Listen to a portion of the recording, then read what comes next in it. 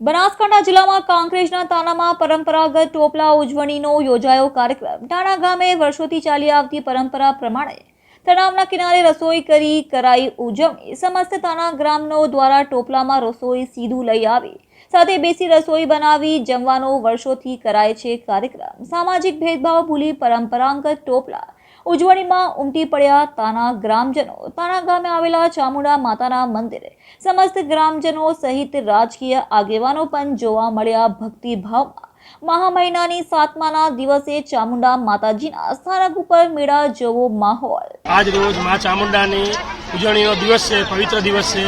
આજ રોજ તાના ગામના દરેક પરિવાર, દરેક સમાજ, દરેક ધર્મ બધા માતાજીના ટોપલા વડે તાના ગામમાં માતાજીના મંદિરે આવી પોતપોતાના રસોડા રસોઈ બનાવી અને રસોઈ જમે છે। બધા એકત્રથી પ્રસાદ લે છે। પ્રસાદ માતાજીનો ધરાયા પર છે, પ્રસાદ લઈ અને માતાજીની ઉજવણી કરે છે અને તે પછી બાદમાં છેલ્લે માતાજીની રજા મળે। રજા મળ્યા પછી પોતપોતાના ઘરે જાય છે। આ પરંપરા વર્ષોથી ગતગત ચાલતી આવે છે અને ચાલી રહી છે।